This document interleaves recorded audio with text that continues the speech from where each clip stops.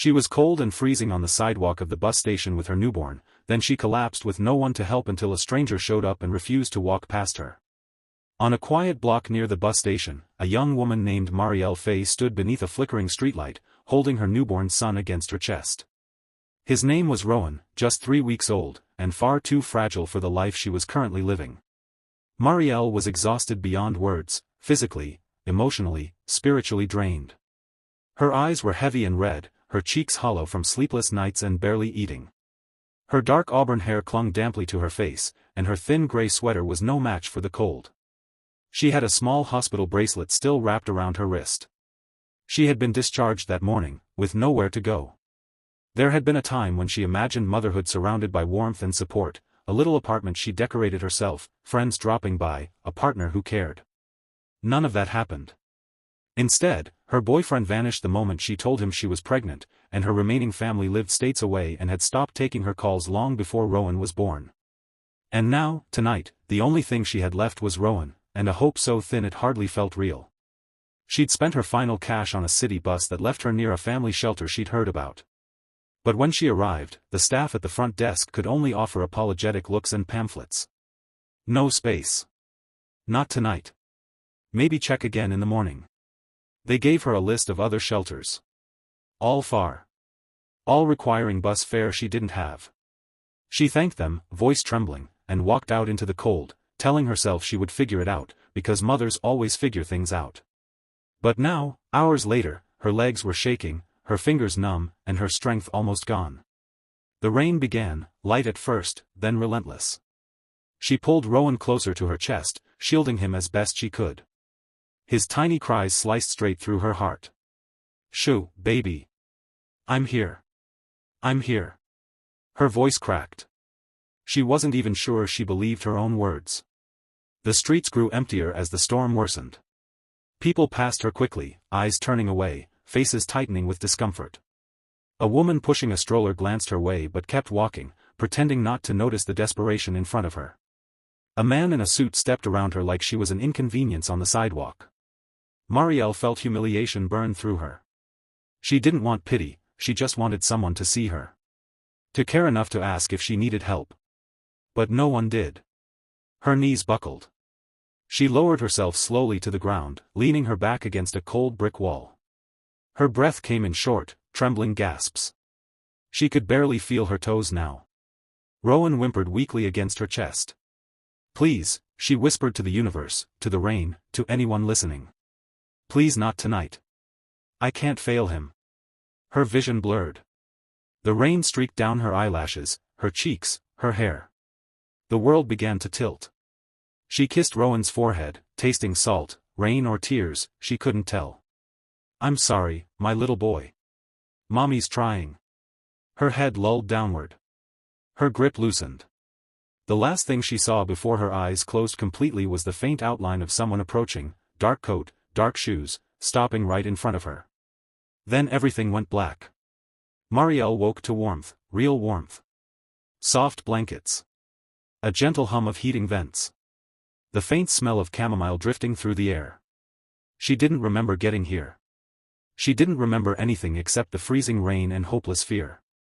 Her eyes fluttered open. She was lying in a soft bed inside a quiet, warmly lit room. Pale cream walls. A lamp glowing in the corner. Curtains swaying slightly from what felt like a heater vent. On a small table sat a steaming cup of tea and a folded blanket. Her heart jolted with panic. "Rowan, where's Rowan?" She scrambled upright too fast, dizziness sweeping over her. "Easy," a voice said gently. "You're safe. And he's right here." Marielle whipped her head to the right. A sleek bedside bassinet stood next to her bed, and inside it, Rowan slept soundly, wrapped in a soft blue blanket she didn't recognize. Her whole body sagged with relief. A woman stood beside the crib, around 60, with silver hair pulled into a neat bun and deep-set eyes full of warmth. She wore a navy cardigan and soft-soled shoes. "My name is Nora Delacourt," she said softly. "I'm the head caretaker here." "Here?" Marielle whispered. "You're at the Harborview Haven guest residence. Private suites owned by the Alden Foundation. You were brought here last night." Marielle blinked, confused. By who? By Mr. Everett Alden. The name meant nothing to her. Nora continued, he found you near the bus station, unconscious, holding your baby as tightly as you could. He brought both of you here himself. Marielle looked down at her clothes, clean, dry pajamas she'd never seen before. I hope you don't mind, Nora added quickly. You were soaked through. I changed you myself. The doctor tended to you afterward. A doctor? Yes. You were hypothermic, severely exhausted, and dehydrated. Marielle swallowed hard, shame pricking her eyes. I didn't mean. I wasn't trying to. You have nothing to apologize for, Nora said firmly. You did everything a mother could possibly do. Tears rolled down Marielle's cheeks. Nora placed a gentle hand on her shoulder. Do you feel strong enough to eat? I can bring you breakfast. Marielle nodded weakly. Thank you. Thank you. And when you're ready, Nora added softly, Mr. Alden would like to speak with you. Marielle looked at Rowan, at the unfamiliar room, at the warm light she hadn't felt in months. Why? She whispered. Why would someone I've never met help me? Nora gave a small, knowing smile. That, she said, is something only he can tell you. Marielle spent most of the day resting, drifting in and out of sleep. Every time she woke, Rowan was beside her, safe and warm, and the relief of that alone nearly brought her to tears. Nora checked on them often, bringing warm meals, oatmeal with honey, soft rolls, vegetable soup, and clean clothes folded neatly at the foot of the bed. Marielle kept expecting to wake up on the sidewalk again, cold and terrified. This gentle sanctuary felt unreal. By late afternoon, she felt a little stronger. Still weak, but no longer trembling. That was when someone knocked gently on the suite door. Nora poked her head in. Marielle? Mr. Alden is here. Only if you feel ready. Marielle's stomach tightened. She nodded. Yes. I can talk. Nora opened the door. A tall man stepped quietly inside. He looked nothing like the people who usually passed her on the street, pretending she didn't exist. There was something grounded, almost solemn, about him. He wore a charcoal overcoat and simple black sweater, no flashy brands, nothing showy. His hair was dark with a few streaks of silver near the temples. His eyes were steady, thoughtful, eyes that looked like they'd seen their share of loss. He was in his early 40s, maybe, but carried himself with a gentle seriousness that made him seem older in the best way. Miss Fay, he said softly. She nodded. Yes. That's me. I'm Everett Alden. I suppose you could call me the person who found you last night. You didn't just find me, she murmured. You saved us. Everett shook his head almost immediately. I'm just glad I came when I did. He didn't move farther into the room until Nora slid a chair toward Marielle and gave Everett a subtle nod. Only then did he step closer, taking the seat across from her, still keeping a respectful distance. Rowan stirred in the bassinet. Everett glanced at him, and something softened in his expression, something deep and painful and tender all at once. May I ask, he said gently, how you ended up on that sidewalk in the storm? Marielle hesitated. Not because she didn't want to tell him, but because she wasn't sure she could get through it without breaking. Still, she swallowed and began. She told him about the pregnancy. The boyfriend who vanished. Her distant family. The hospital discharge. The shelter with no beds. The last of her money gone. The endless walking through cold streets. The moment her legs gave out. She told him everything she had tried to hide from the world, the parts she had shoved into the dark because she felt ashamed. Everett didn't interrupt. Not once. He just listened, leaning slightly forward, hands clasped loosely, expression unreadable but deeply human. When she finished, her cheeks were wet. For a moment, Everett didn't speak.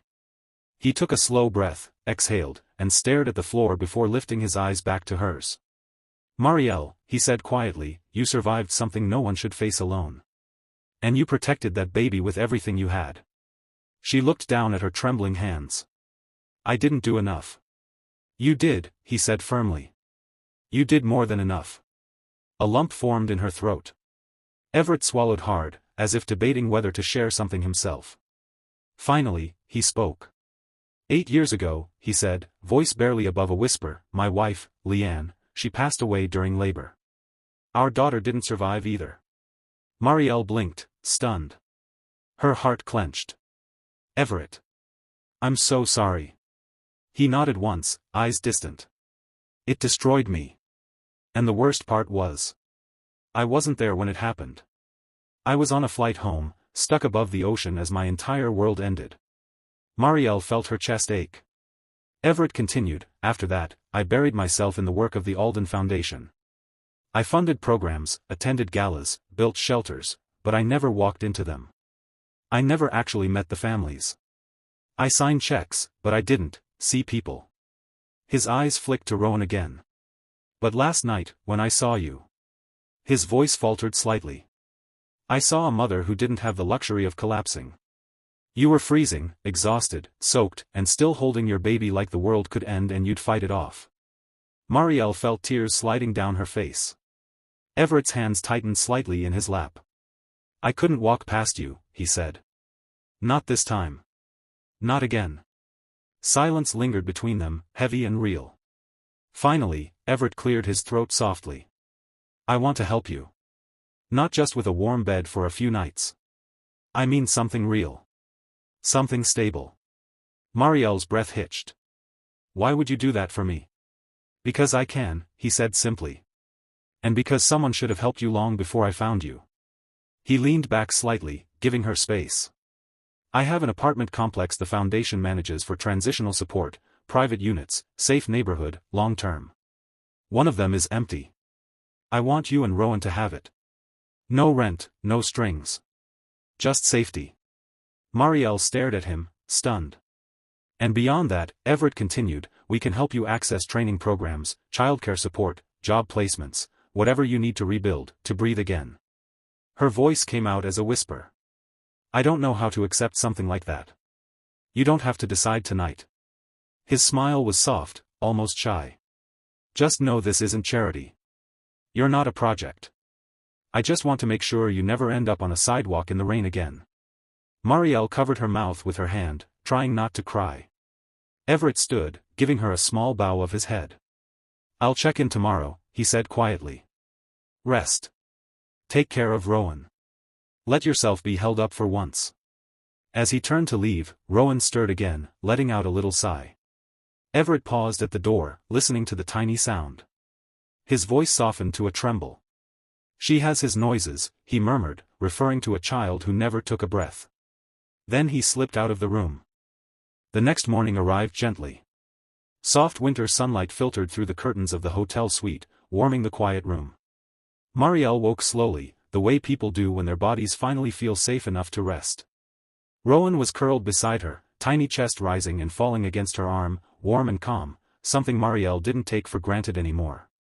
She stretched carefully, mindful not to wake the baby. For the first time in months, she didn't wake up shivering, or hungry, or afraid. A soft knock sounded. She glanced at the clock, 8:32 a.m. Come in, she whispered. Nora entered with a tray, fresh fruit, eggs, tea, and a little note folded on the side. This is from Mr. Alden, Nora said with a warm smile. He wanted to make sure you ate something comforting. Marielle hesitated before unfolding the note. You are safe. Rest. I'll stop by later, only if you feel up to it. Everett. Her chest tightened. No demands. No pressure. Just kindness. After breakfast, Nora helped her take a warm shower, her first in days. The hot water rolling down her skin felt like permission to breathe again. Rowan stayed bundled on the bed, monitored by a hotel nanny the foundation employed, a kind older woman named Mrs. Harlow, who hummed lullabies while rocking him gently. When Marielle finished, she slipped into the fresh clothes Nora had left, a soft sweater, warm leggings, thick socks. Nothing fancy, but it felt like luxury. She stared at her reflection in the mirror. Her face was still pale. Her eyes tired. But there was something new there too, something soft, something hopeful. She barely recognized it. Around noon, another knock sounded. This one softer. Familiar. Come in, she said, smoothing her sweater. Everett stepped inside quietly, holding a small bag. Good afternoon, he said gently. Hi, she whispered. He looked rested today, though he still carried that quiet grief, tucked behind his steady eyes. He set the bag down on a table. "I brought a few things for Rowan," he said. "Diapers, formula, a warm blanket, and a little stuffed rabbit." He cleared his throat. "My daughter would have had one like it." The heartfelt sincerity in his voice nearly unraveled Marielle right there. "Everett, you don't have to continue doing all this." "I know," he said. "That's exactly why I want to." She took a slow breath. "About the apartment?" "I haven't stopped thinking about it." He nodded, not pushing. "I just don't want you to feel obligated," she continued shakily. "You've already done enough. I'm worried I'm taking advantage." Everett's expression shifted, not offended, but deeply earnest. "You aren't taking advantage of anything," he said gently. "You were failed by systems that were supposed to protect you. What I'm offering isn't pity. It's a bridge back to stability. Something every person deserves." Her throat tightened. "It's just, so much. More than anyone's ever offered me." "That says more about what others didn't do," he murmured, "not about what you deserve." Silence hung in the room, warm, not heavy. Then Everett reached into his coat and pulled out a simple key. He held it out on his palm. "If you want it," he said softly, "this is yours." Marielle stared at it. A key. A door she wouldn't be kicked out of. A place she could put a crib. A place where Rowan could grow. Something inside her broke open. With shaking hands, she reached forward, slowly, and closed her fingers around the key. Everett's voice softened. "We'll help you get furniture. Clothes. Groceries. Everything you need. You're not alone anymore." Marielle swallowed a sob. "Thank you. I don't know how to repay any of this." "You don't need to repay it," he said quietly. "Just live. Just raise your child in peace." And for the first time in so long, Marielle allowed herself to cry without hiding. Everett didn't move toward her. Didn't push. He just stood there, letting her feel safe enough to fall apart. Sometimes, that's the greatest gift. 2 days later, after Marielle regained more strength, Everett arranged a private car to take her and Rowan to the apartment complex. It was nicer than anything she had ever imagined. A quiet neighborhood. Trees lining the sidewalks. A fenced courtyard with a small playground. Families walking dogs. Kids on scooters. It looked like a place where normal life happened. Nora unlocked the door and stepped aside. Everett stood behind Marielle, letting her enter first.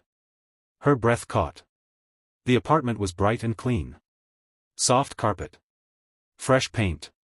A tiny dining table. A couch. 2 bedrooms, one for her, one for Rowan. It wasn't fancy. But it was safe. Safe. She stepped inside slowly, her hand covering her mouth. "I don't deserve this," she whispered. Everett shook his head, his voice steady. "You deserve a lot more than this, Marielle." She turned around, tears welling up again. "I don't know how to start over." "You don't start alone," Everett replied gently. "That's the difference now." Marielle slowly adjusted to her new reality. She started counseling sessions through the foundation. Attended classes for job certification. Joined a support group for single mothers. She laughed more. Cried less. Slept without fear of being woken by cold or hunger. Everett visited occasionally, never too long, never uninvited. He brought books for Rowan, meals on difficult days, and once, a small potted plant for her windowsill. "It's a resilient one," he said when he handed it over. "It survives storms and still grows." Marielle smiled softly. "Sounds familiar." Sometimes they talked about life. Sometimes about loss. Sometimes about nothing at all. But every time Everett left, Marielle felt something blooming inside her that she didn't dare name. Not yet. One evening, about 2 months after moving in, Marielle stepped out onto the apartment balcony with Rowan bundled in her arms. Everett happened to be leaving the community office nearby. When he saw them, he stopped and smiled, a gentle, genuine expression she was growing to recognize. "You two look peaceful," he said, walking closer. Marielle adjusted Rowan on her hip. "We're learning how to be." "And how's that going?" he asked. She exhaled, looking at the sky. "Better than I thought it ever could." He nodded. You're doing incredibly well. Marielle looked at him, really looked. Everett? Yes? I know you think you saved me, but you did more than that. You gave me a life I didn't know was possible. His voice softened. I didn't save you, Marielle. You did that yourself. I just opened a door. Her eyes warmed with gratitude. Still, thank you. Everett swallowed, emotion flickering across his face. I'm glad I found you that night. Their eyes held for a long moment. Something unspoken passed between them, something tender, fragile, full of possibility. Not romantic. Not rushed. Just, two broken lives learning to breathe in the same world again. Rowan let out a tiny coo, breaking the moment. Everett chuckled softly. She's getting stronger, he said. She is, Marielle whispered, kissing Rowan's forehead. Stronger than me, sometimes. Not stronger, Everett said gently. Just inspired by her mother. Her cheeks warmed. She wasn't used to being seen like this, with dignity, with worth, with quiet admiration. But Everett saw her that way every time. Months later, on a soft spring evening, Marielle stood at the same balcony, watching Rowan sleep in a small bassinet beside her. The breeze smelled like new beginnings. Behind her, a gentle knock sounded at the open door. Everett stepped out onto the balcony, hands in his pockets.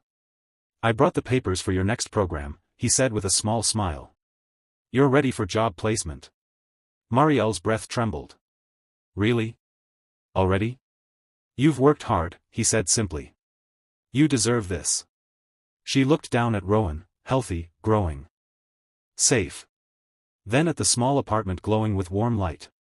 And finally at Everett, whose presence had become a quiet anchor in their lives. Everett, she whispered. Yes?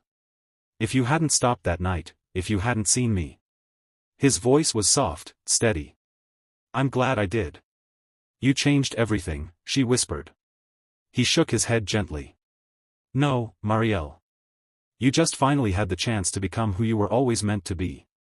Tears filled her eyes, not from sorrow this time, but from a fullness she didn't have words for. She stepped closer. I don't know what the future looks like, she said softly, but I'm not afraid of it anymore. Everett's expression warmed, tender and unspoken. You don't have to face it alone. Marielle inhaled slowly. For the first time in a long, painful, beautiful journey. She believed him. She believed in tomorrow. In her strength. In Rowan's future. In the quiet possibility that maybe, just maybe, life still held kindness for her.